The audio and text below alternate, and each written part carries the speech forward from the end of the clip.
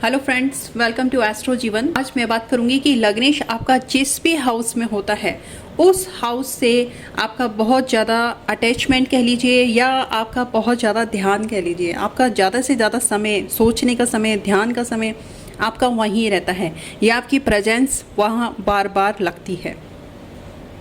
जैसे कि बात करते हैं फर्स्ट हाउस से, अगर लग्नेश आपका फर्स्ट हाउस में ही होता है तो सबसे ज़्यादा ध्यान आप अपने ऊपर लगाते हैं। आपका ध्यान सारा अपने आप को तैयार करने में रहता है कि आप खुद को कैसे अच्छे से प्रेजेंट करें। अगर लग्नेश आपका सेकेंड हाउस में होता है तो आपका ज़्यादा से ज़्यादा ध्यान अपने फैमिली, घर परिवार, फिक्स डिपॉजिट्स, पैसे, धन को कैसे इकट्ठा किया जाए, आपकी बोली को कैसे बेहतर बनाया जाए, इस पर आपका ध्यान रहता है। अगर लग्नेश थर्ड हाउस में होता है तो थर्ड हाउस करेज का होता है, छोटे भाई बहनों का होता है, कम्युनिकेशन का होता है, शॉर्ट डिस्टेंस ट्रैवल का होता है। तो हो सकता है कि आपका ज़्यादा से ज़्यादा ध्यान इन चीज़ों पर हो।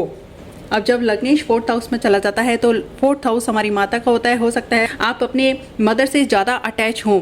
और फोर्थ हाउस सुख सुविधाओं का भी होता है, गाड़ी घोड़े वाहन का भी होता है। आपका ज़्यादा से ज़्यादा ध्यान इन चीज़ों पर हो, ऐसा हो सकता है। अब जब लग्नेश फिफ्थ हाउस में बढ़ जाता है तो फिफ्थ हाउस बच्चों का होता है। बच्चों की आपका हो सकता है कि आपका ध्यान बच्चों की परवरिश पर हो कि बच्चों की परवरिश किस तरह से अच्छे से की जाए, या आपका ध्यान रोमांटिक लाइफ पर हो क्योंकि फिफ्थ हाउस रोमांटिक लाइफ का होता है। तो यहाँ लग्नेश फिफ्थ हाउस में बैठ जाता है तो इस तरह के रिजल्ट भी देखे जा सकते हैं।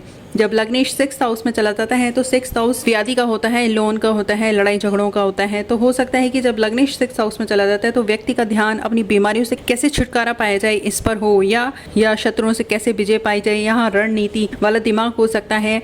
और हो सकता है कि व्यक्ति बहुत ज़्यादा कोर्ट कचहरी के चक्कर या बहुत ज़्यादा किसी न किसी लफड़े में पड़ता ही रहे। इन चीज़ों से कैसे निजात पाई जाए, यहाँ पर ध्यान हो। जब लग्नेश सेवन्थ हाउस में बढ़ जाता है तो सेवन्थ हाउस आपके लाइफ पार्टनर का होता है, आपके बिजनेस पार्टनर का होता है। तो हो सकता है कि आपका सबसे ज़्यादा ध्यान अपने लाइफ पार्टनर पर या आपके बिजनेस पार्टनर पर, बिजनेस में कैसे ग्रोथ लाई जाए, इन चीज़ों पर आपका सबसे ज़्यादा ध्यान हो। जब लग्नेश एट्थ हाउस में बढ़ जाता है तो एट्थ हाउस सीक्रेसी का होता है, मिस्टीरियस लाइफ का होता है, मिस्टीरियस चीज़ों को जानना। हो सकता है कि आपका ध्यान ज़्यादा से ज़्यादा मिस्टीरियस चीज़ों को जानने में रहा हो। जब लग्नेश नाइन्थ हाउस में चला जाता है तो नाइन्थ हाउस हमारे पिता का होता है, नाइन्थ हाउस धर्म का होता है, लंबी यात्राओं का होता है। हो सकता है आपका ध्यान इन सब चीज़ों पर हो, इन सब चीज़ों पर ज़्यादा फोकस हो सकता है आपके फादर से कनेक्शन ज़्यादा अच्छे रहे हों। जब लग्नेश टेंथ हाउस में चला जाता है तो टेंथ हाउस करियर का होता है। तो हो सकता है कि आपको सोशल लाइफ में कैसे अपना स्टेटस बनाया जाए, कैसे अपने करियर को ग्रोथ दी जाए, आपका ध्यान सबसे ज़्यादा इस चीज़ में हो।